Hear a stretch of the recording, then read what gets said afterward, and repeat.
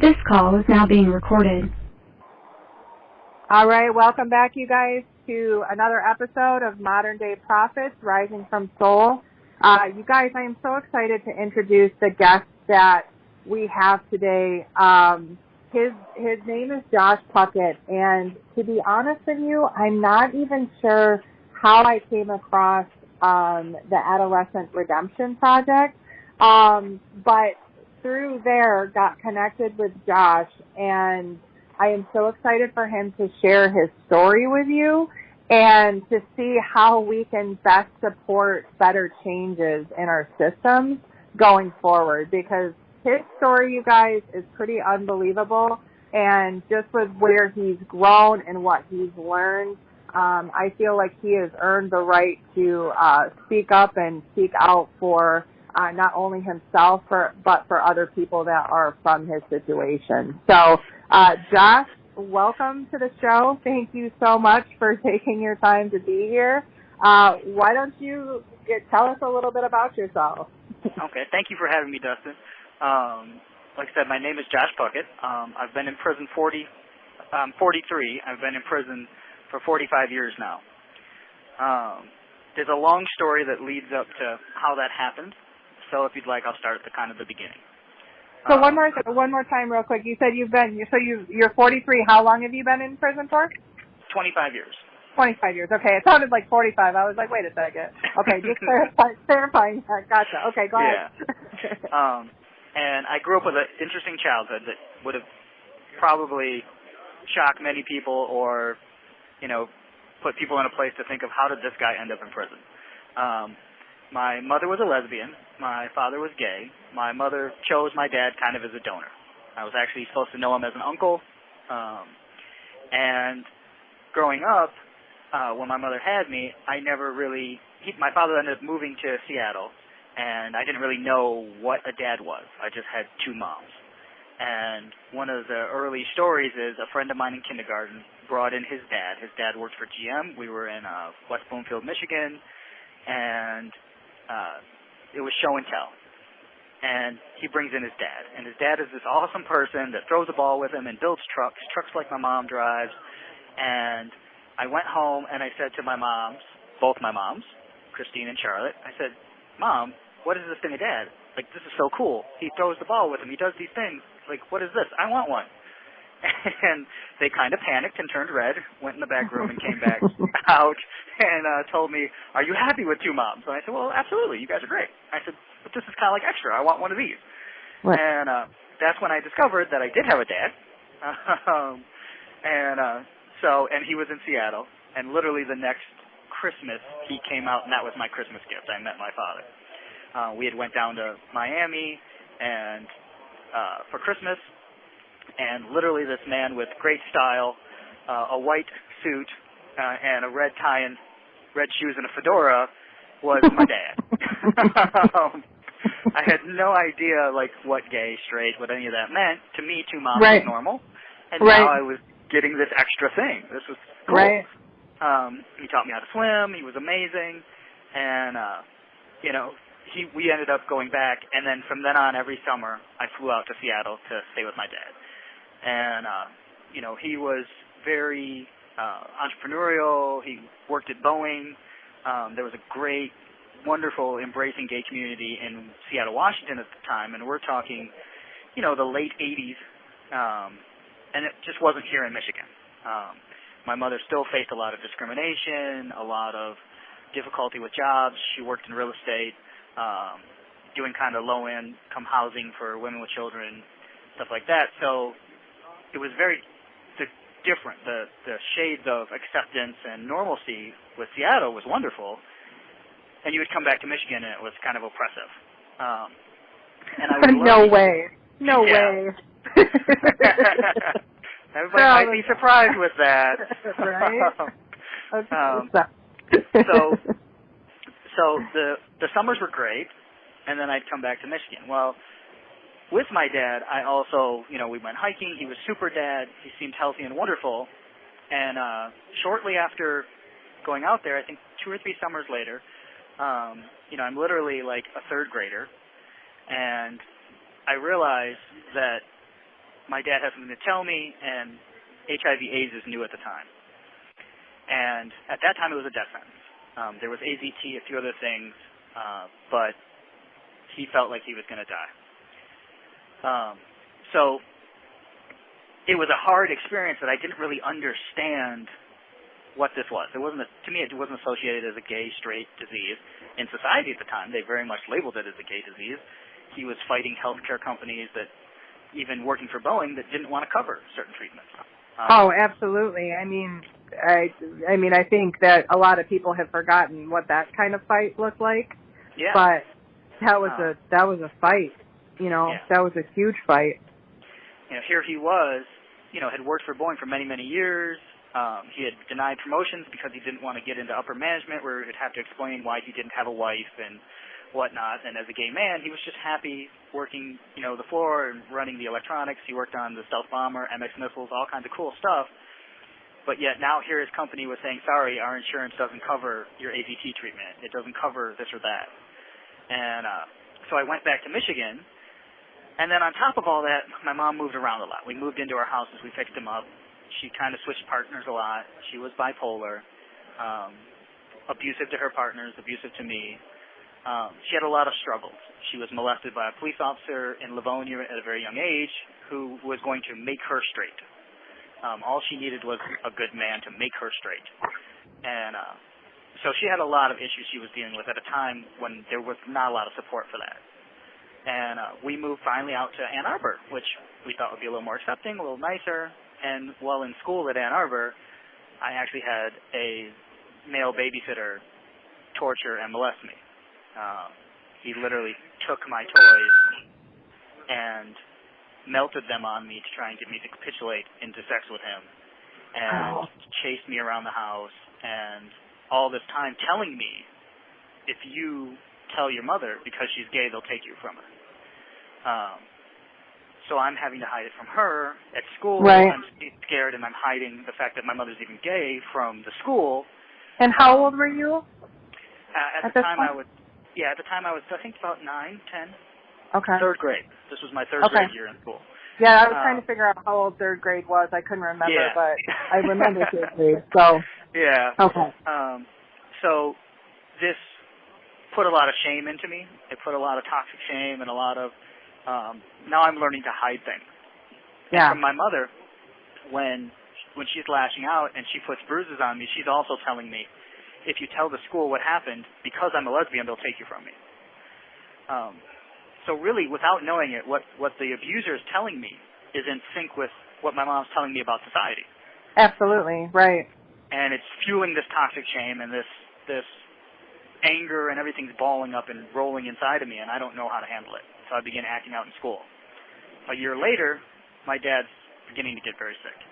So he brings me out to Washington to live.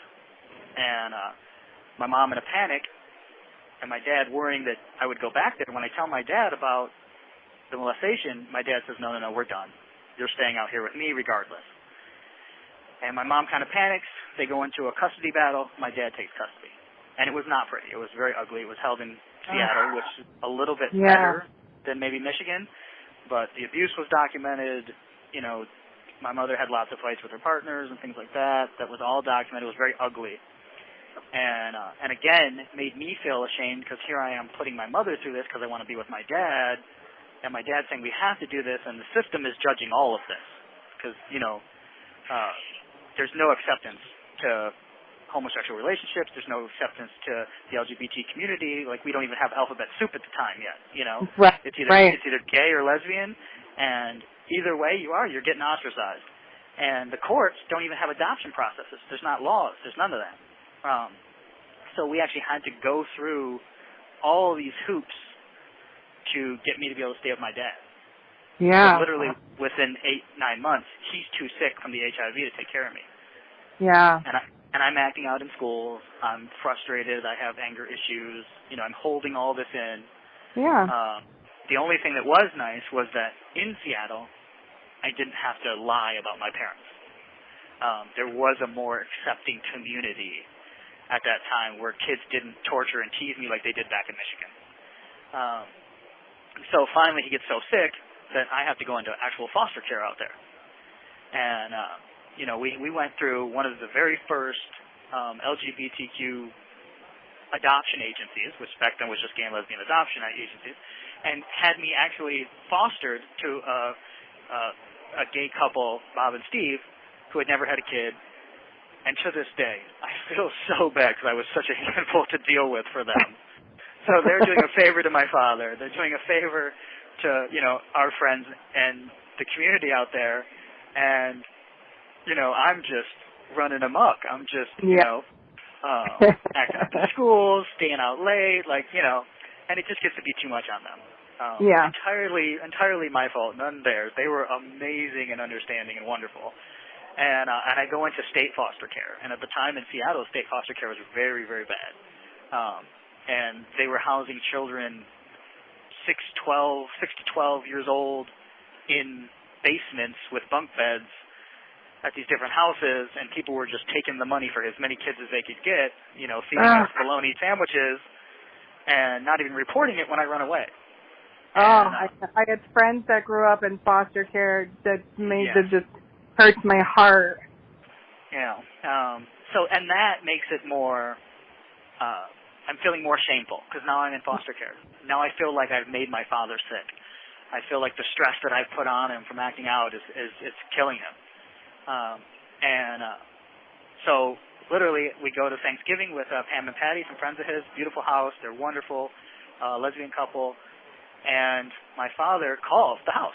These are all his friends. And he talks to everybody. He talks to me last. And a week prior to this, I had been up to the hospital to see him. And we got in a big fight. He said the doctors had, told him, your son's killing you. He's stressing you out. You shouldn't have contact with him. He really goes off on me. Now, at the time, I don't understand what dementia is. I don't understand lesions on the brain. I don't understand that these things affect the thinking of a person, Right. So when he calls... You have 1 minute remaining. Pause there. Yep. All right, you guys, we're going to take a short break, and we'll be back in just a minute. This call is now being recorded. So at Thanksgiving, after getting in this argument with my father, everyone cycles through on the phone talking to him, wishing him well, and I'm on last. And I'm a pouting kid. And he's telling me how much he loves me. He seems very clear and conscious and kind. And at the end of the call, he tells me that he loves me and that he'll always love me. And as a pouting kid, now, this is 1991, I believe. I'm 13, 14-ish, and I just don't say I love you back. And that created so much shame in me. Not for that moment, but for the fact that he died that night. Yeah. And all the reports from the hospital said he got up, he walked around, he was wonderful to everybody, he made phone calls, and then he just laid down and peacefully died. And my last words to him weren't the I love you he needed to hear back. And that created so much self-hate and shame and hostility in myself that it's one thing to be a lashing out angry child because of abuse and other things and dealing with your pain and your shame. But now I have rage, and now I have self-hate, and that just fuels, inside me and just burns me literally from the inside out. Yeah. And so I literally get picked up from the foster care place the very next morning, and I'm told your father passed away last night. And Pam and Patty take good care of me. They're wonderful about it. They say what you need to say, talk. We go for walks in the Arboretum, and we do the funeral. We get everything done. And I'm staying at Pam and Patty's. I'm not willing to go back to the foster care place. When I finally do return, the doors are shut. They want nothing to do with me. When I go to Department of Child Services in Seattle, they've lost my file. They don't even know where I belong. So they tell me, you can sleep on the bench out here until your caseworker comes back. I believe it was a Friday, over a weekend. And so I end up wandering the streets of Seattle for the next about 3 to 4 months, sleeping on park benches. I just don't want to deal with it. I'm lying to all my father's friends saying, oh, no, the foster care's fine. Can I just come in and take a shower today? going to soup kitchens to eat, hanging out with the homeless kids. And, Seattle is very good to its homeless population. So this is not there's no horror stories, just a lot of loneliness. And my mom is sending me money to a P.O. box to try to survive while she's got to fight to take me back because custody was taken from her. So if I leave and go hop a train back to Detroit, she's a child abduction. She's abducted me. So I have to show up to these court dates and then lie and say all these things that were said before weren't true just to get back into custody with my mother, which we finally do. Oh, my goodness. And when I get back to Michigan, I arrived back, I believe, in February. My dad died day after Thanksgiving in November. And literally May 5th, things are going good. I'm living with my mom. My mom and her wife, Sue, are pretending to be, this wonderful Christian couple. I'm going to a parochial school. My mom's wife is my aunt. We're pretending to be conservative, pretending to be normal. My mom really wanted to give me a normal life. She's doing good in this relationship. Susan Pittman, my mom's wife, was amazing with her. And literally our next-door neighbor on May 5th decides to get in the dispute over the property. He was a 60-year-old man, old white man, very conservative, very angry at the world, lived alone. And he brings out a shovel and starts hitting my mom. They were digging post holes and to put a fence up so they don't have to see him, so they don't have to deal with him. And he starts hitting her with a shovel, but he's barely hurting her. She takes pictures. We have pictures of his face with the shovel, which is a horrible thing. Just him filled with rage. He's not really hurting her. Sue runs in to call the cops. When Sue comes back out, he's gone into the house, grabbed a double-barrel shotgun, and shot my mom twice. He reloads and shoots Susan twice and kills her. And they die side by side in our driveway. I'm picked up late by my grandfather, who's taking me into the office with this principal, and the principal is, telling me, you're going to be fine. Your parents are dead. They're unrepentant homosexuals. As long as you don't walk down their path, you'll be fine. Probably one of the most horrible consolation or consoling of a human being I've ever heard. And I'm just in shock. And when we get back to the house, there's news cameras and there's people there, and there's a bunch of Susan's family, and they're going through her stuff. And, my grandfather says, grab some of your stuff and go. And one of my favorite things that we had at the house was Susan's dog, Miss Pitt. Her name was Susan Pittman. Her dog was Miss Pitt. I love that dog. It was a pit bull. But I can't take it because it's Sue's, and that family's taking it. So I get my little things, and I go outside, and I actually tried to walk across to where all the police tape and everything was. And because when we had got there, they were loading bodies into the car and into a van, and there's hair and blood and chalk outlines, and which will forever be burned into my memory. And I can't even imagine. So this, as we go on, I go to my grandparents' house in Livonia. It's a nice, upscale, very white area, very conservative area. But this has all been on the news. So now I'm the son of, as the kids say in school, we saw your faggot mom and dad, your faggot mom and mom being murdered on TV, and I'm really getting into fights now. We're in high school now, ninth grade. Now how you're in ninth grade? I was just going to ask. So how old are you now? 15. My 15th birthday was May 26th. Yeah. Okay. So my grandparents are having trouble with me. I'm acting out, and now I'm mad at society. It's a little different now because society didn't give my dad the health care he needed. Society didn't protect my mom, and society said, they're wrong for how they loved. And to me, my whole life, this is normal, but there's no acceptance. We're talking the 90s here. There's no gay straight alliance, GSAs, in schools. There's none of that. And bullying is socially acceptable back then. So the teachers are often wondering, well, why'd you get in a fight? Because I'm getting backed into the corner, then I lash out. Sadly, what I end up finding a family in, they move me to my grandparents' house, and a group of guys that kind of I've learned and met as the outcasts become my family. And I started smoking weed and drinking and, downward spirals to that. I go to juvenile a couple times. I meet real gang members in juvenile, and they're amazing. They don't care where my family came from. To me at the time, I'm good at being a gang member. I've been good at two things at that time in my life, playing football and now being a gang member. Yeah. And they don't care where I came from. They don't judge me. Yeah. So I find a home in that, and of course that leads to more trouble. That leads to, not coming back home at night. That leads to harder drugs. That leads to Southwest Detroit. And I just want out of Livonia. I want out of all this hate and stuff. But what I don't realize, too, is that I'm now putting on this false persona to fit in with these guys. And I'm also willing to do anything they want because they're like a family to me. Yeah. Because I feel like the world and society took my family from me. And the odd part is the gang membership is counterculture. Yeah. It's how I can lash out at society.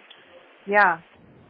Well, and everything in your life showed you a certain way, and it shunned you, and it showed you as an outcast. Like, that is literally what you grew up in. Yeah.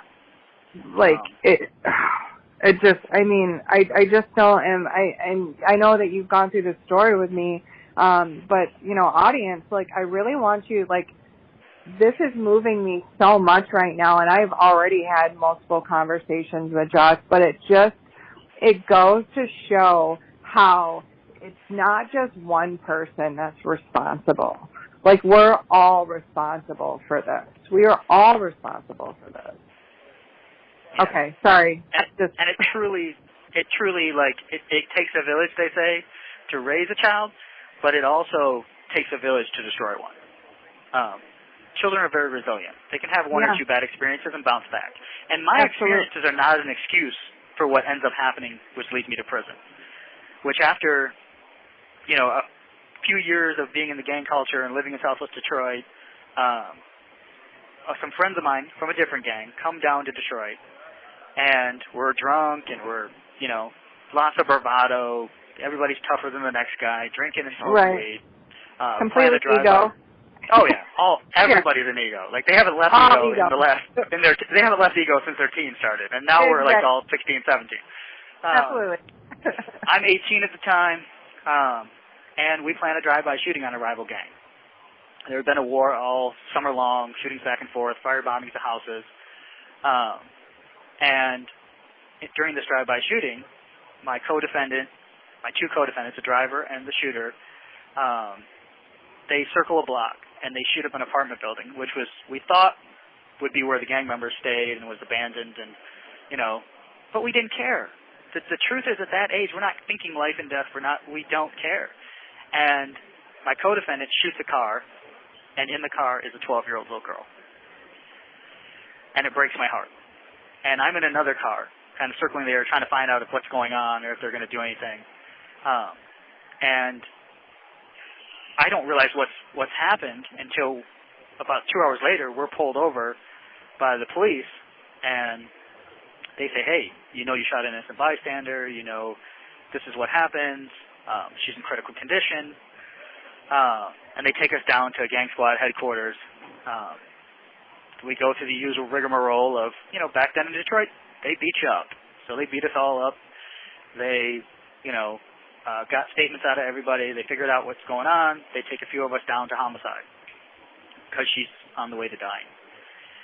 And I realize, as they tell me this, that I've just completed the cycle of violence. I've just done to another family what was done to me when James Brooks, the old man that killed my mothers, I just did to Angel Lawrence's family what was done to me. I completed the cycle. Yeah. And that's the worst pain in the world, to ever know I've been feeling this for so many years, and now I just passed it to someone else. Yeah. Had it been another gang member, I could have maybe lived my life feeling like, it's a war zone and this is what we do. I could have stayed in ego. I could have not had as much remorse as I do now, because it would have allowed me that. But the universe didn't have that in store for me. The universe was going to make it bad enough for me that I had to wake up. Yeah. And it took some years in prison. I ended up being sentenced to a life sentence without parole. So, that took about 6-8 months. By the time I'm 19, I'm rolling into maximum security prison and trying to figure out how to adjust there. My case has been on TV. Literally I'm that little white boy that didn't tell. I didn't understand, taking these plea agreements or how the law worked. Under the Michigan law, I am guilty. It's called aiding and abetting. It's if you help a crime before and after, which I did. And it's called transferred intent. If a shooter shoots at A, misses, and shoots B, A shoots at B, misses, and hits C, you're guilty as if you had tried to shoot B, the intended target. And then double transferred intent for the intent of the shooter, my co-defendant, back to me, whether he had intent to murder or not. And there's plenty of evidence of us talking crap, not caring about lives. Yeah.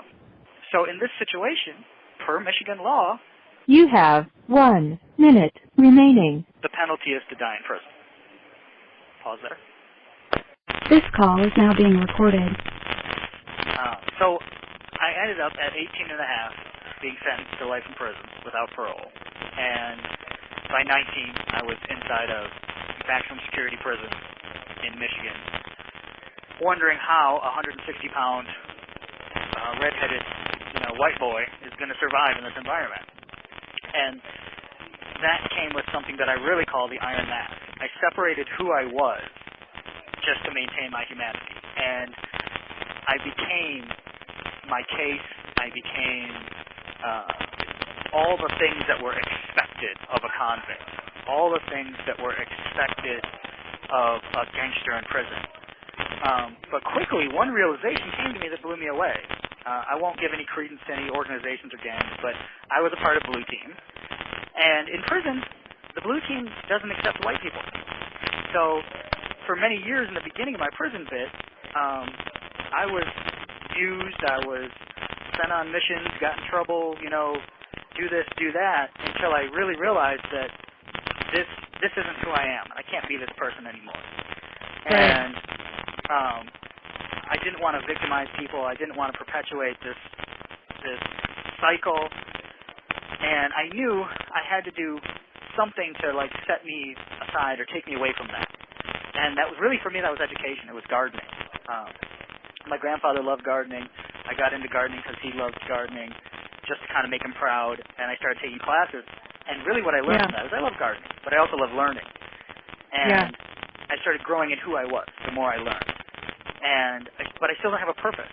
And when I started sharing my story, literally a decade and a half into being in prison, 15 years into being in prison, I really started coming out about who I was. And I found that mercy can only come from a place of strength. And being brave enough to share my story with confidence made other people come up to me later on and say, hey, my parents were gay, or hey, I'm gay, or hey, I've been through molestation too, or I've been through this. And they would come to me privately and they would show strength in that, but that gave me confidence. And that got behind my iron mask. That made me feel good about me, who I was as a person. And helped release some of that toxic shame. But 10 years ago, I still didn't really have a purpose. I didn't know what I needed to do.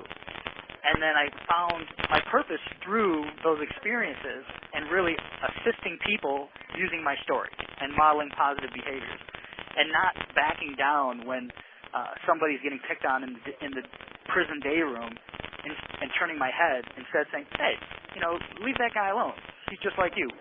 Or whatever I can say, usually not in nice terms, to stick up for someone. Right. And the truth is, everybody else had iron masks on too. So if you came at a person without escalating and without accusing and not from ego, you could de-escalate situations real quickly. When you said, hey, we're all human beings, that guy's going through a bad day. He's got his own stuff to deal with. Right. We all have our own story. Right. Yeah. And so for me, I realized I wanted to do something with sharing my story. I wanted to do something to help people. I wanted to help people get out of gangs and get out of that antisocial criminal thinking. But how do you do it? And I went from vocational training to more recently, in the past 5 years, educational. because without an education, you don't really have the skills to fulfill your dream. You can talk about it all day long, and men in the day rooms of prisons talk about stuff all day long, but the doing takes educating yourself in your field and educating yourself in who you are, working back and crushing that ego so that you can be authentic with people. And in the darkest of places, prison, authenticity is just as well received as it is in the free world. You can't argue and be tough when a guy's being authentic with you. And that's so interesting, because as you're talking about this and as you're talking about, de-escalating situations when you're coming from that authentic place, literally everything that I do on a daily basis and what I try and teach is that is mirroring that on the outside too. Yeah, absolutely. Because ego is ego, and when we come from that place, like, it only gets you more of that thing. Absolutely. And for me, to really find my self-confidence and everything, I found it in education and exposure. Because in prison, your exposure is your TV and your MP3 player. Like, if you're listening to the same music and watching the same, TV shows over and over again, you're just putting it into your brain, that same stuff. But through college, taking college classes, learning about business. I have a business degree now. I have a management certificate. I have I'm working on 79 credits after this semester with a 4.0. I fell in love with it. And that exposure made me realize that, no, it's not. Society isn't this hateful thing. People act out because they have issues they're dealing with. Yeah. In all of this, we discovered on my case that the adolescent brain doesn't fully develop until 26. As an 18-year-old, I'm functioning truly probably as a 16-year-old, As an 18-year-old, the science shows that your worst decisions in your whole life, and this is documented science, are made at age 21. That's when your brain peaks out at the most risk-taking, the dumbest things you do in your life are going to be right there. Pretty much the dumbest stuff I ever did. Yeah, and I'm sure most of your listeners it will ring true too. And if they have kids, absolutely. They'll see it. A lot of people ask me, like, what advice do you have for people raising kids? I'm like, get them past 21 without a felony or a baby and with an education. If you've done that, you've done amazing. You get a gold star.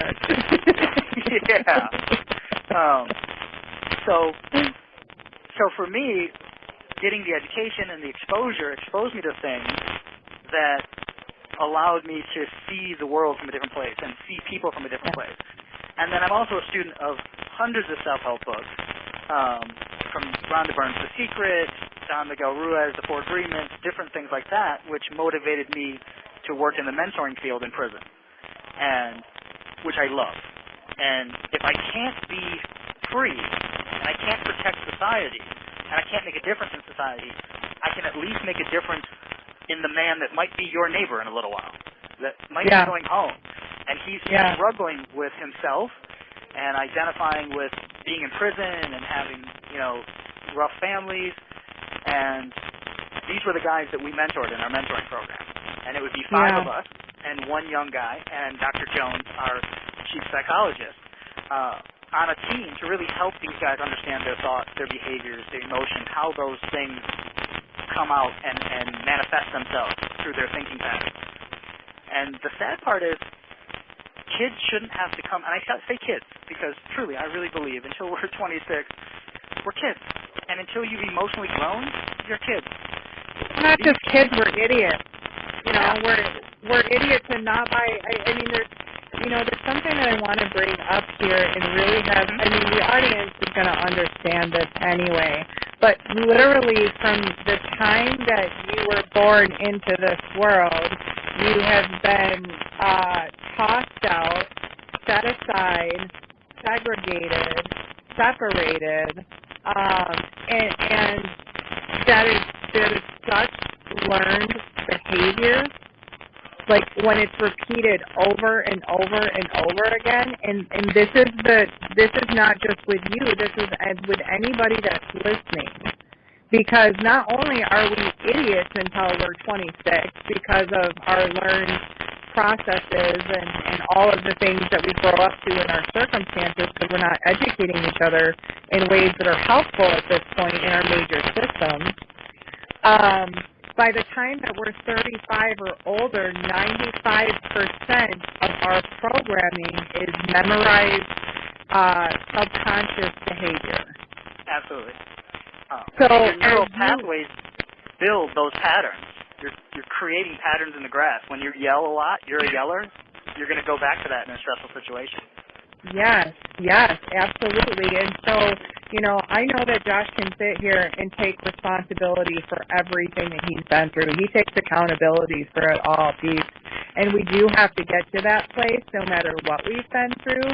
But the other thing that I really want to point out is what a disservice we are doing in our education. Yeah, absolutely. And so what Josh's mission is just like, this is what we need, and this is what we need in all of our systems. So I just wanted you guys to really hear that, because it's just, like, as I listen to him speak, it just gets me fueled and more fired up, because where he's at should not be a separate society. It should not be separated, that society is outside, like we are all people. So, okay, go ahead. and I also want to say, too, like, a lot of people went through bad things and didn't make the choices I did. So, I do take responsibility for that. I understand the brain science. I understand, why my thinking patterns were what they were.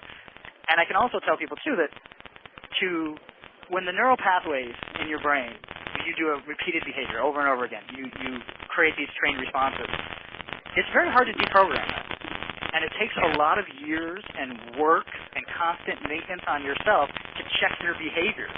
I wear a black bracelet that says I am the power of peace. It's from thepowerofpeace.org. I was trained to be a gang mediator by Kit Cummings and his program that comes into the prison. But I still carry that on my right arm, even though that's been 7-8 years ago, because I have to remind myself constantly that I've pledged that I will no longer respond in any violent manner. I'm not going to respond in abusive manner. I'm not going to, and it's hard to do in prison sometimes, being quite frank, it's hard to do in prison. And it's hard to do when they lock you in a place and they say, there's no hope. You just go there and, when you get done is when you die. So for me, finding the light in myself and finding a way to help others in here let me be more authentic in who I am. And through the mentoring experience, that's when I wrote The Power of the Grind. And it stayed kind of as a little booklet that we use in the class all the time for a long time, until recently. And with that, I took all of the self-help books, all of the experiences that I had, and just kind of poured them into little assignments like in a workbook to get people to reflect on themselves. Because I really feel that in school today, we can teach them science and math and reading and English and writing, but we don't teach our children about their thoughts, their emotions, and how those become behaviors, and how to deal with adolescence, how to deal with sexual orientation, how to deal with, parents, positive, negative behavior, self-esteem. All that's deleted, out of schools. Yeah. And to me, it's sad that I first started getting those classes when I came to prison. And now I'm seeing young kids from the inner city, from Detroit, from the hood, coming to prison. And when they take a few of these classes, they get it. They're 19, 20, they get it. They brighten up. They realize their behaviors. So if we had brought that to them in schools, if we had brought that to them, in some form of parenting, then so much violence would be... You have 1 minute remaining.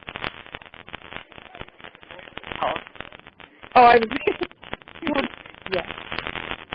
This call is now being recorded.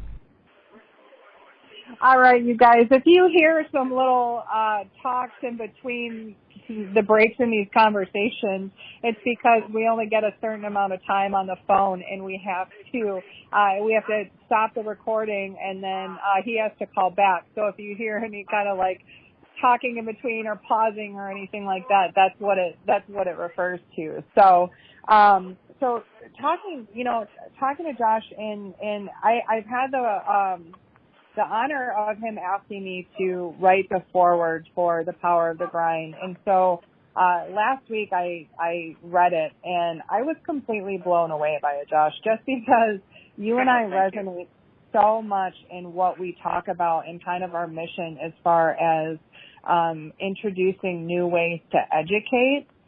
I literally felt like I could have written this book along with you, because you just nailed like the little chunks, right? You nailed the little chunks in helping people make those little breakthroughs that changes the rest of their life. And so so tell me a little bit about that journey of you putting that together, and then actually, people that aren't in prison don't write books that want to. So tell me kind of like what that process was for you in doing that. Well, I have to give a lot of credit to the fact that even in prison, some of the administrators, my boss who I work for, these individuals have been wonderfully supportive. Dr. Jones, who runs the mentoring team here, have been amazingly supportive of being open to my ideas. And, for years I've been reading, self-help books and then the psychology books, and realizing like, wow, like I wish people knew this.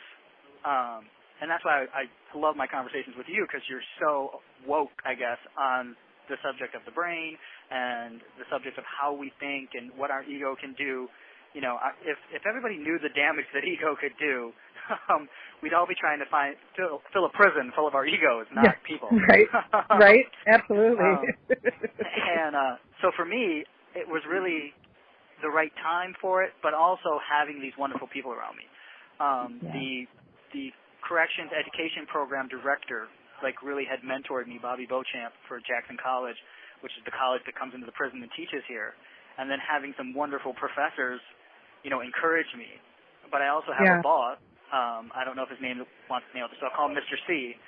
Mr. C is a brother that also was a college professor and, really cares about human beings. And he gave up, running school districts to come into prison and teach employment readiness. So I'm a tutor, teacher's aide, and I teach guys financial literacy, resume workshops, interviewing skills, digital literacy, and that's amazingly rewarding for me.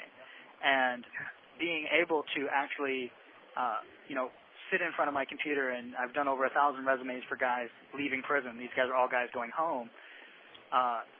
He also gave me the time that I needed and the input, really back and forth with him, to be able to create this book. And then obviously I have a wonderful team at home that was able to digitize it and, put it out on Amazon eBooks and, really assist me. So without that I couldn't, because the average guy is not writing books in prison. I'm really blessed to have these amazing people around me to help me out. But it was really me thinking, like, once I had these breakthroughs and understood these concepts from these different books and life experiences, and I was like, wow, like, this is so simple. If we just could inflect, so that's why it's really a workbook, because it's about figuring out and answering the questions that you need to answer yourself. And sometimes we have to say them out loud. We have to write them down. You have to write your goals down if you want to accomplish them. You have to give yourself affirmations, not in your head, out loud. You have to tell the universe how you want it to treat you. In relationships, you have to treat yourself well and model the behavior you want your partner to treat you with. Absolutely. So for me, it was finding a way, and it corresponded with the mentoring program that we did. How can I give these guys a booklet that they can take back to their cell and they can just do? And then my professors and my boss and other people going like, hold on, you need to get this to free people. We all need this. This isn't a just prison thing. And then being able to tell a person, I'm in prison for life. I've been here 25 years. And if I can accomplish my goals, because I have a bucket list, I have goals, and I've accomplished a lot of them in prison. And if I can we're going to talk about that, because I think that's amazing. We got to touch on that part of it. Yeah. So really it was about that. It was really encouraged by individuals that said, hey, this needs to go out to free people. I thought I was just helping rehabilitate people in here, you know. Right. Well, I mean, and we talk about, like, we've got different audiences, right? Like, we've got different people that we're communicating with. And I think what's happening now in the world, which I really personally love because I see it, because I'm involved in the collaboration of it, is that we're, you know, the people that have education and messages to carry forward are really honing in on speaking to their people. And then we're coming together and connecting, and so we're reaching the whole, you know, because the way that I say something isn't going to be the way that you say something, or to the right, you know, because we have different experiences that we can relate to different people with. Absolutely. But what I find so amazing is literally, like, if I could show you all the workbooks and all the worksheets that I've done, they're so similar because it's so simple. And like you were saying, and the people, like when you listen, you guys, when you're listening to like what he's talking about, like the YouTube channels and the different mentors out there, and you start putting that stuff on repeat just to start getting new exposure, what you'll find is that everybody that is gaining consciousness, everybody that is turning into a more heart-led life, like a heart-led vision where it's about we, and not just about me, like, they're all saying the same thing. They're saying it in different ways, but we're all saying the same thing because it's about freeing people from their mind, freeing people from their mental prisons, because when we can do that, there would be no need for an actual prison. Absolutely. Now, I get that that's maybe a far-off vision, but it's a possibility. And I think what Lisa Nichols said it best, and working with Mr. C, I was able to see a lot of these YouTube videos. They'll bring them in. They play them. We now get them played across the whole prison TV channel system. Heck yeah. Nice. Lisa Nichols said, your success is on the other side of service. She says she makes a lot of money and does a lot of great things because she serves a lot of people. And that really hit me, and I've always believed that, but I'm really seeing it manifest now in my life. And that's how we got to the stuff about TARP and the Adolescent Redemption Project. Because we wanted to start something that would help many similarly situated people like myself. We have a firm belief that just because you make one mistake in your adolescence, that 18 to 25-year-old range, that you shouldn't be in prison for the rest of your life. You should definitely pay, and you should definitely go in for a good chunk of time. But if you've been here 20, 30 years, there's no purpose served by keeping you out of society. And you have such a testimonial that you can go back to societies and be such a boon and such a benefit to the youth in your own communities, seeing, hey, here's this guy. He came back after 20, 30 years, and here's his story. Those are the guys those youngsters are going to listen to in prison. Those are the guys that the gang members and you know, the tough kids, that's who they listen to. They don't listen to the staff. They listen to the guys that have been around for a lot of years. And this will carry on to communities, and that's what, through the Adolescent Redemption Project, when we founded that, we really wanted to found it not in an argumentative way, but based on mercy, based on the fact that people deserve second chances. And whether you got caught or not, whether your crime was small or big, we've all done stuff we regret. Absolutely. And most of us have been blessed with a second chance. And not one of us is exempt from having a dark action in our past. Not one of us. And at any moment in a different, you know, with just a shift to the left or a shift to the right, man, we could have all done something that we've really regretted that has intentionally hurt somebody else. All of us. And so, you know, that's where, like, you know, with this ego belief is, I think when, you know, I think when we can divine or like decide on that value system. Absolutely. You know, and as a whole, decide, like, and that's why I love Brene Brown and her gifts of imperfection. Like, dang, I love that because she talks about compassion, courage, and connection. Yeah. And so if we were to extend compassion, then really at what point are we not willing to re-educate? Yeah, no human is disposable, and once you can have the courage, I think courage sometimes comes first, to show the compassion. Yeah. Absolutely. Courage, I believe, comes first. Yeah. And what we ask for in the Adolescent Redemption Project isn't like a get-out-of-jail-free card. You know, the guys would still have to go through, we're pushing legislation but that would change some laws, but the guys would still have to go through a parole board. And there are people in here that have spent 30 years and haven't changed. But I can tell you they're few and far between. And when I look at a man on our site, like there's a profile on our site of a guy named Chester Shepard, who's been in prison now 48 years, since he was 20 years old. And this man still has happiness in his heart. He's not bitter. He's not angered. He's educated himself. He teaches music. You know, that guy's a mentor to me. How do I wake up on the wrong side of the bed mad that I'm in prison if this guy's having such a great day when I go into work with him, you know? But it also hurt my heart. How could I use, you know, I'm blessed to have support and background, you know, and privilege and things like that. And how could I push for my own freedom and want to be free and not lift some of these guys up and bring them with me? And that was really the beginnings of the Adolescent Redemption Project, was seeing people like Chester Shepard, you know, who are condemned to die here for a mistake that they made. And none of this takes away the loss of life. You know, we all have a responsibility of people that are incarcerated for murder, homicide, negligent any of those cases where life is lost. We have a duty to live our lives for the victim, for the person that was left behind, for the life that is gone. We have a huge responsibility to society and our communities, but it can only be fulfilled so much. And after so many years in here, there's only so much you can do from in here. Yeah. And it's really hard to ask for mercy, you know? Yep. Is that life truly honored in the best way by locking up another life and throwing away the key? Yeah, I don't believe so, and I think a lot of people don't believe so. I don't believe so either. I think becoming the better versions of ourselves can always honor that gratitude of the life. Because then the life wasn't sacrificed or wasn't lost in vain. Yeah, absolutely. You know, if we don't learn the lesson, then, you know, that's when it becomes unbearable suffering.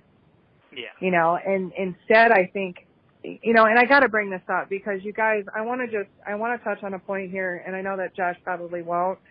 So in our conversations that him and I have had, it has started and ended with the Adolescent Redemption Project. Not once did he advocate for his own freedom. And in fact, when we had this conversation, like, he is still honoring the family of the lost life to get redemption from them. And even in maybe some advice or you know, in again the advice of other people. 1 minute remaining.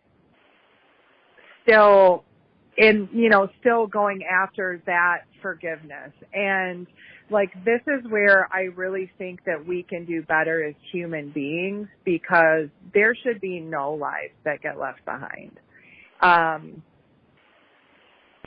This call is now being recorded.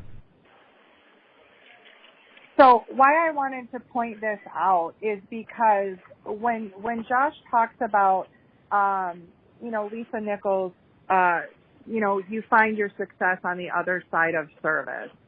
I personally, and this runs through everything that I do in my life, both professionally and personally, is that in order to tap into your greatest potential, your better version, everything like that, like, you have to do it in service. And a lot of people say a lot of things and do other actions. And when I have talked to Josh, like, everything about him has been in the service to, so others don't have to go to that extreme, right? To go to that dark place, to be left behind, to feel that kind of loneliness. And I know he doesn't speak out enough about how like we can be helping him, which we're going to talk about. It's been, you know, like just his vision of TARP and really like being a student of somebody like Chester, right? To say, you know, how can I still have that attitude and be that kind of mentor and always looking to take it to the next level for other people. So I don't meet a whole lot of people that are that true and authentic. So that's why I wanted to just really call it out, because I am beyond impressed with Josh and everything that he has done, and I wholeheartedly support everything that he's trying to do. So, go ahead. Thank you, definitely. Yeah. And you know, and just to point out too, like the Power of the Grind book, I'm not, nothing I've ever published do I take any money from. That money is donated to TARP, the Adolescent Redemption Project. And I have a gang intervention program that we're going to come out with pretty soon. We already use it in here. I just got to get it formulated into a book for out there on Amazon that we're going to also probably donate to the Adolescent Redemption Project. And for me, I think too, I'm sometimes saddened when I see people like Chester, because I ask myself, like, how could the world ever forgive me and redeem me if it has left him behind for 48 years. Right. And the truth is that even if the world redeemed me tomorrow, it's because I was able to get a voice and call attention to it. And there's so many good individuals in here who did horrible things. Yeah, they made really bad choices and lives were lost. But over the past 2 to 3 decades, in Chester's case, 48 years, they've really remade themselves, and they've reforged. They've been at that forge, hammering away, self-reflection, study, education, to become the people they are today, which I really believe like our society needs. And they don't lose that. Like, that's one thing you don't hear much from lifers, who occasionally, a few have gotten out, and they usually go to work. They really go to work sharing their stories. A few I know, Mr. Peraza was an old hitman for the mob. He got out a decade ago after doing like 40 years. And he went to schools. He was talking at U of M, giving talks, doing all these really good things. Because we have a responsibility and we feel it. So I think that's needed in today's society, especially now. Well, what is the and I've taken so many notes here, because there was a couple of questions that I wanted to make sure that I asked you. What does the Department of Corrections feel about this? Like, what is their viewpoint on this? Tell me a little bit about kind of the system. Okay. Most officers, boots on the ground, they're going to tell you that their best behaved inmates are lifers. Most administrators would tell you that. So from an ideological standpoint, they don't not support the mission of the Adolescent Redemption Project and guys getting out like that. But the system is not built for that.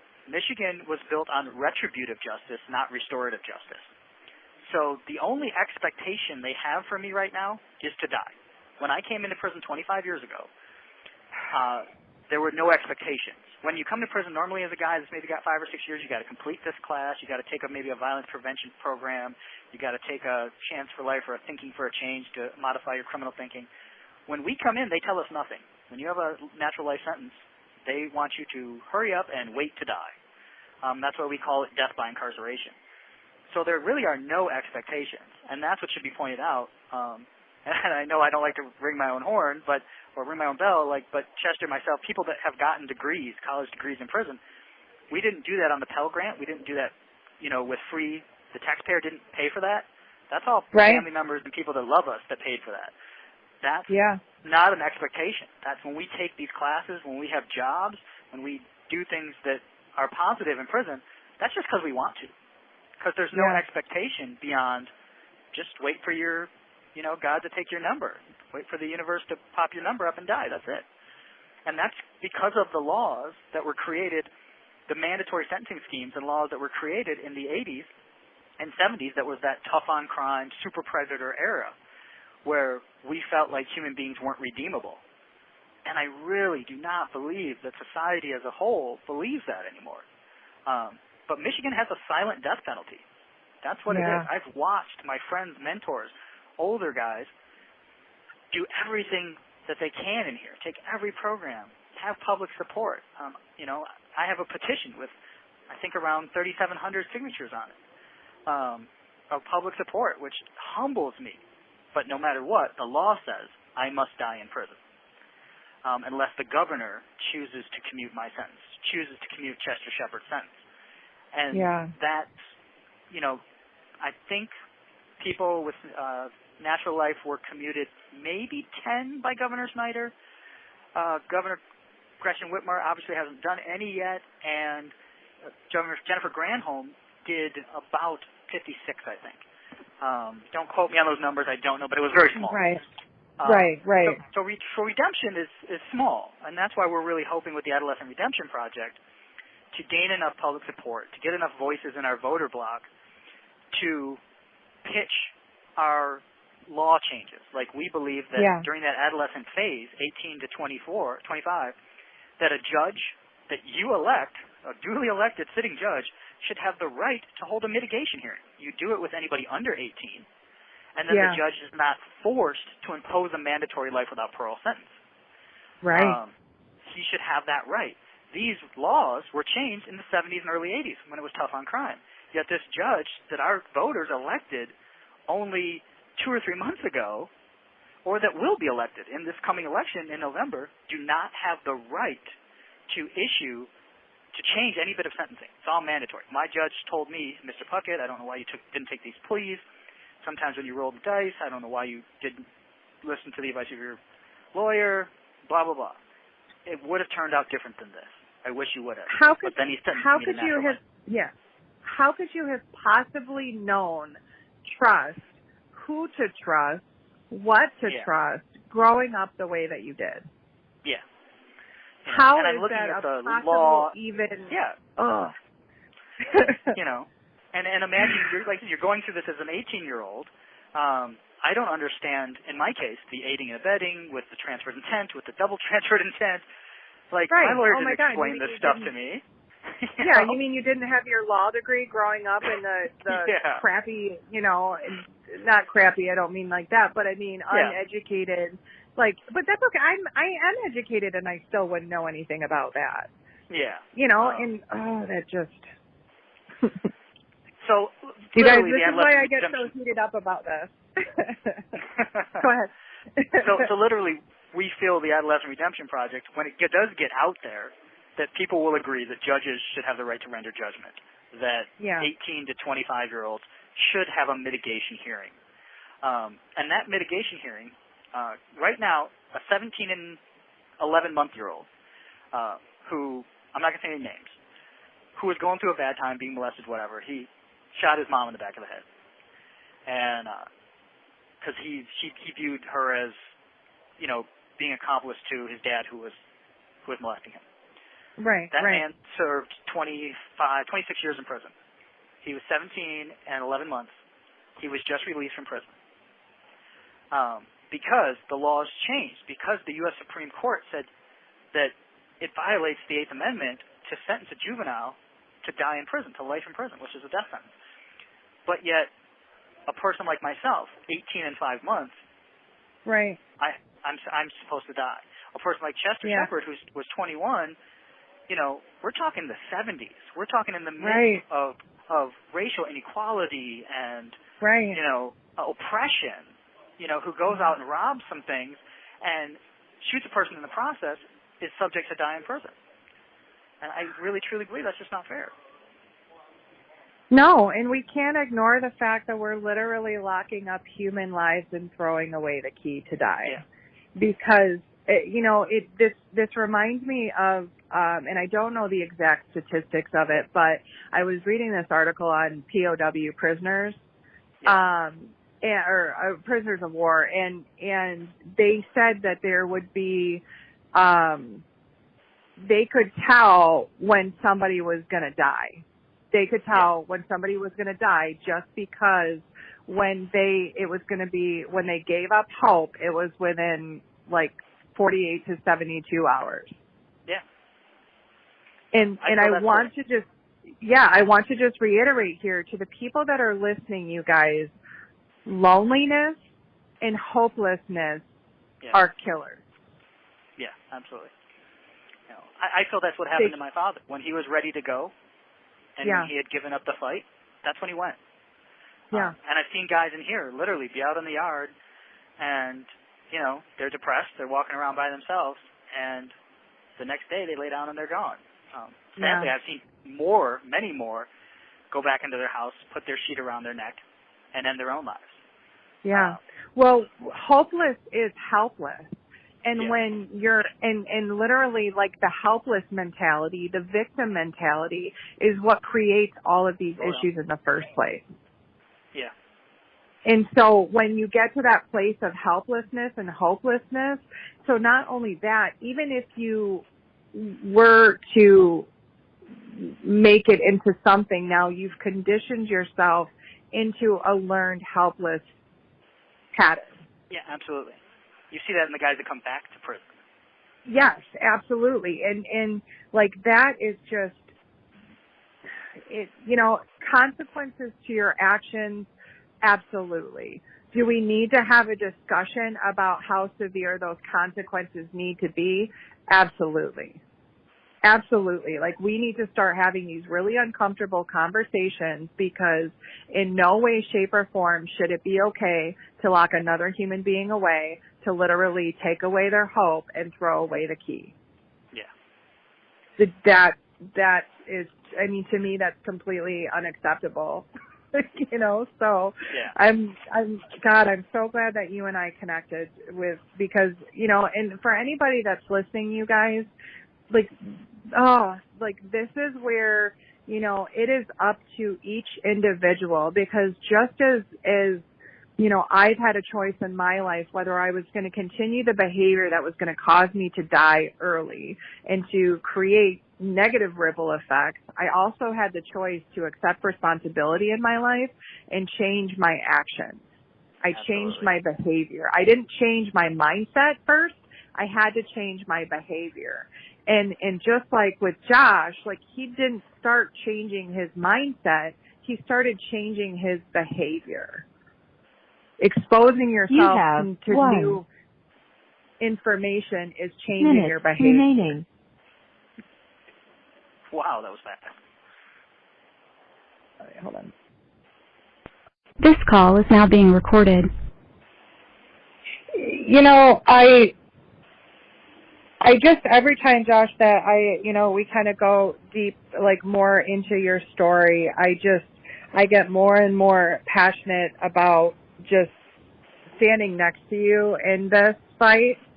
And I just want to tell you that, you know, from this moment on, and hopefully it was pretty clear, you know, when you told me everything that you've been doing and cause you're all about the re-education and through acts of service and all of that is, you know, as long as I'm alive, I won't stop fighting for you either. I definitely appreciate that. Thank you. Yes, and I know, like, just before we kind of ended it, you know, you said you were thanking me about this just because you said, you know, there's days that it is hard to have hope, and so how can we help you? Because you're helping so many people that don't even realize that they're being helped by you. Like, how can we best support and help you and your mission? Like, tell the audience that. Okay, well, I've been really blessed to have wonderful people around me. And literally 10 years ago, we set up freejoshpuckett.com. We recently updated it a little bit. Still needs a lot of work, but freejoshpuckett.com. And on there is a petition that people can sign. And because we really want to show the governor that, you know, there's public support for my release. Letters to the governor are also important. But, you know, right now, the truth is, you know, you got to have some pull. Yeah. You know, so we're doing everything we can to show the public support. On my website, there's also a psychological evaluation by Dr. Stephen Miller from 10 years ago, where he says he's done over 3,000 parole risk assessments, and I'm not a risk to society. So that holds a lot of weight. We recently had a trauma report from Dr. Stephen Miller from Western Michigan University, who also said that slim to nil my risk to society to reoffend. And so really support for that, letters to the governor, as well as signatures on there, putting the website on your social media, getting awareness out there would be a major help to me. Well, and just so everybody knows, and if you guys follow One Tribe Rising on Facebook, you will also see we're going to have Josh and I believe Chester too on another podcast, the Empowerment Hour that Myra Karras produces. We're also going to try and get you connected with the network, Be the Change, you guys, because these are movements that are happening, that are getting involved in the areas and in all areas that we need to innovate in, that we need to update our systems in. So we're going to try and get Josh and some of the other inmates, with their stories in front of other organizations as well. So if there's anybody that wants to support this mission, that wants to be an advocate for this mission, help in any way possible, so these lives, more lives aren't lost needlessly. You can reach out to me as well, and we'll get you connected with Josh. You reach out to the Adolescent Redemption Project. You can reach him there too. So. And now, question for you. So letters to the governor. So tell me a little bit about what that would look like. So if I've got any letter writers, come on, Pete. Yeah. I know it's an old-fashioned art. I love writing letters. I guess you can still email and whatnot. But public support's important. The governor takes a risk whenever she commutes a sentence of a person. There's always the fear of political backlash. So they want to see that the public wants you free. And, those letters should usually be fueled by looking at the website, knowing a little bit of the story, and, saying that I believe in the freedom of this man. And it's also helpful to know that, it costs $36,000 a year to house me. I have, with my education and my programs that I've taken, I have an under 2% recidivism rate. Homicide offenders have the lowest recidivism rate of all, topping out at 7%. When you give them a college degree, an associate's degree, that drops down. When you give them a vocational trade, it drops down. I have 2 college degrees, 2 associate's degrees, and 2 certificates from college. I'm 1.7. Holy moly. Yeah. And a lot of these guys, I'm not unusual in that. So letting the governor know, I support this guy's release, I support him coming back to my community, that's important. That says a lot. And old-fashioned letters are kind of the best way to do it, but also emails and tweets and stuff like that are major. I know we got some letter writers that listen to this show. I know who you are. I know you like to write letters. Come on, peeps. What does it take to write a letter? Yeah. And let's just show our act of service to help. And I don't know about you guys, but to me, I would much rather, have Josh have the experience of, re-educating and training people that were, that maybe came into the situation feeling hopeless, and help getting them re-educated, and then helping him get out in society to help educate the kids before they get into that kind of a mess, right? We want to stop the pipeline to prison. Yes, absolutely. We want to change that, as Josh said, that cycle of violence.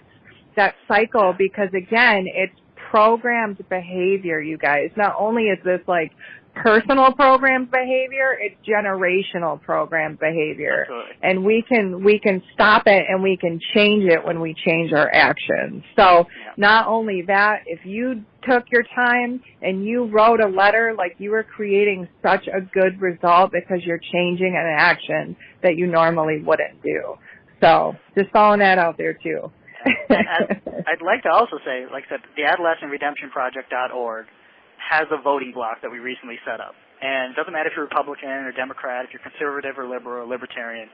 But what it's saying is that you're signing up to vote and to be informed about politicians that support progressive prison reform and support mercy. And I've already kind of told everybody about the bills that we have and whatnot. So they're not far out stuff. And as long as the legislature sees public support for these things, they'll be willing to do them. And the Adolescent Redemption Project's nonpartisan. It's not Republican or Democrat. It's just about getting the job done and finding a way to redeem people in a merciful way that's restorative justice and not retributive justice. You guys, that just sounds like a better option here. You know, we make this so complicated, and it's really not complicated. Like, we just have to decide what the result is that we want. And I think by not really thinking through the result, like, it's easy to jump on, you know, that instant punishment, that instant kind of, unfortunately, instant gratification, you know, like all those things without really thinking through to the ripple effect that it has. And this is a big win that we could literally stop. Like, we could literally stop this cycle and start introducing a new way. Start introducing a new way to the system in a way of it being restorative, in a way of it being like in thriving of human life, not denying it or, you know, allowing it to just have no meaning. Absolutely. And one thing I do want to say about the numbers and about politics today is with the COVID-19, with all the money that schools need, with the budget deficit in Michigan, if you literally release 25 lifers with over 25 years in, so nobody would have under a quarter of a century in, 25 lifers out of the 5,800 that there are in Michigan, out of the 500 that there are that were under 21 at the time they committed their crimes, just 25 of them would yield you $1 million per year, not counting their health care costs, because a lot of guys are older and there's a lot more to their health care as well. But that's $1 million you could pour into the schools. That's $1 million you could pour into education. And sadly, life sentences affect our urban communities. They affect black and brown communities more than they do. You know, these guys aren't returning to Bloomfield Hills. You know, these guys are going to communities where their voices need to be heard, where they are uncles and big brothers and fathers that can speak to these young guys and say, hey, listen, get with a movement, get with positivity, you know, and turn yourself around, or you'll end up like me. They serve as examples. They really do. Absolutely. Absolutely. Well, and that's a way to honor our life in lessons, right? And that's a way that we can be forward-facing instead of designing our future from our past. And that I believe that we all have a right to. I believe that we all have a right to face forward and build our lives. You know, and that's not to say that there's not consequences to your choices, because there absolutely is. Absolutely. And you will still face them when you're facing forward. Like, you will still have to walk through your consequences. But in order to, you know, in order to have that way that isn't like your past, we have to kind of step out into the unknown a little bit here. And that's okay, because, you know, we're recognizing that actually is the way. That's actually the way of transformation. That's the way of growth. And I think the last thing I'd like to be able to say to your listeners is, whatever you're going through in your life, whatever your hardships you're facing, it's all different for all of us. I was kind of born in the frying pan, jumped into the fire for a while, and jumped back into the frying pan so that I could survive what I've survived 25 years in here. But I also want to say that my years weren't all bad, and I found ways to accomplish things on my bucket list. I found ways to do good. I found ways to accomplish my goals, even though I was here. So if I can do that from here, I truly believe anyone can do it out there, as long as they get their mindset, they repress that ego, and they move to a place where they're moving in everything they do with love, with gratitude, with compassion for themselves and others. You have to love yourself. Absolutely. You have to forgive yourself for all those scars, and, you know, get away from all that toxic shame before you can move forward. But it can be done, regardless of where your circumstances or situation is. Well, and anybody that's listening to this that, you know, that wants to know more about it, this is literally what I teach. I am teaching this in the form of a challenge called Hearts on Fire Challenge that literally teaches us the behavior modification that it takes to tap into our heart, to get out of our ego, and to power our lives with our truth, with our with that energy, right? Because it's not just this foo-foo spiritual stuff anymore. It's true science of what happens when we align our path with our heart energy, which is guided by value. And so I teach people how to build values, and I teach people how to use this energy, because it is absolutely going to be, no matter what system we're trying to take on, it's a matter of allowing ourselves to rise above our egos. Absolutely.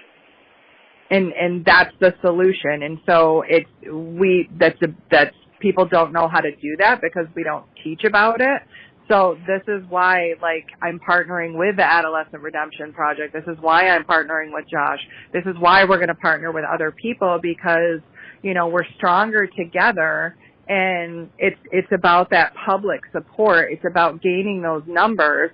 And if we're doing that in the way of our values, you guys, everybody rises. Yeah. Everybody rises. So I just, you know, Josh, I can't thank you enough for wanting to do this and having, you know, I know that you've told your story. But it still amazes me the depth of vulnerability that you're willing to go to become the best role model that you possibly can. I really honor that. You know, I know you're humble and modest, and, you know, you don't like to toot your own horn, but you did make a choice, right? And I hope that, you know, when it is difficult in there, when you do have those moments of hopelessness and everything like that, I really do. You have 1 minute remaining. Draw on this and just know that, you know, you just keep building and building your support, and, you know, like, let others help you fight your fight too. Well, thank you. I really appreciate you having me on. Yeah. Anytime. I'm glad to come back. Well, we're going to have you on again, because I didn't get to ask you any of the juicy questions that I know people are going to want to know. But again, I just wanted to say thank you so much for this, and I just appreciate it with all my heart. And, you know, keep doing what you're doing, and we'll keep doing what we're doing out here to try and help and support, you know, not only the TARP, the nonprofit, but to support you in getting your freedom, because I know that I'm going to be able on the outside to sit and have a cup of coffee with you and look you in the face. Thank you. I know it'll happen too. Yeah, I know it in my heart.